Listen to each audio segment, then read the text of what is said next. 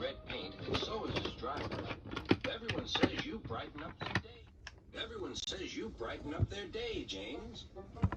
One morning, James whistled loudly at the other engine. One morning, James whistled loudly at the other engines. Look at me. I am the smartest, most useful engine on the line. Rubbish, replied Thomas. We're all useful. Sir Topham Hatt says so, and he's head of the whole railway. You know what, James? Added Percy. What? Replied James. You're getting all puffed up. James huffed away. Later, he was still boasting. I'm the pride of the line. I saw you pulling freight cars, snorted Gordon. You're only a goods engine. I pull coaches, too. Not as much as I do. But Sir Topham Hatt has plans for me. James was only making this up, but Gordon believed him. What plans? Wait and see. Oh dear, he thought. Now what'll I do? Thomas was shunting shining new coaches. Good morning, James. Are those coaches for me? Asked James hopefully. No, these are for Gordon's Express. I'll fetch your freight cars next. But James was going to play a trick on the other engines. Actually, Thomas, I'm taking the coaches. Sir Topham Hatt asked me to tell you. What about the cars? Asked Thomas. Give them to Gordon. Come on, Thomas, said his driver. Orders are orders. So when James's driver returned, James was coupled to the coaches and he puffed away.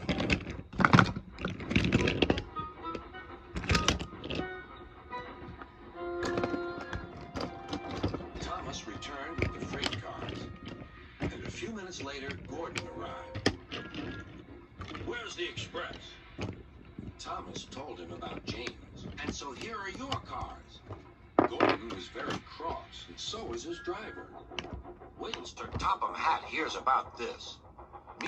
Meanwhile, James was enjoying himself enormously. What a clever plan! What a clever plan! He chuffed.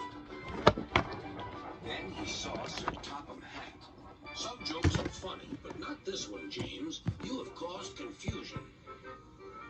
Yes, sir, said James. You will now stay in your shed until you are wanted.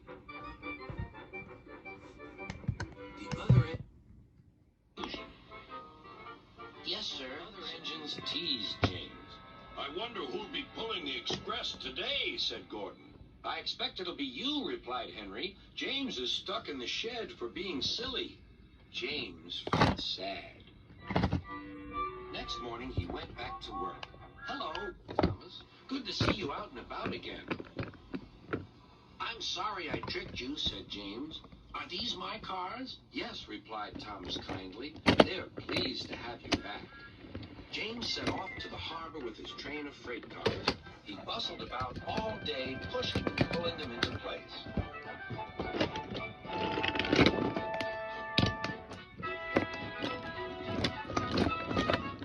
Time to go home now, James, said his driver at last. No cars or passengers, just we two. But his driver was wrong.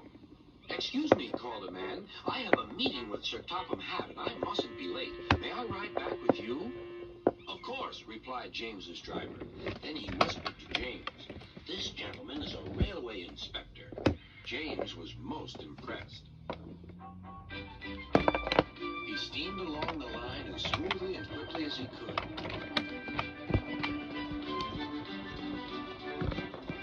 Sir Topham Hatt was waiting on the platform, and the railway inspector greeted him warmly. This clever engine gave me a splendid ride. You must be proud of me. Yes, indeed. Once again, you are a really useful engine.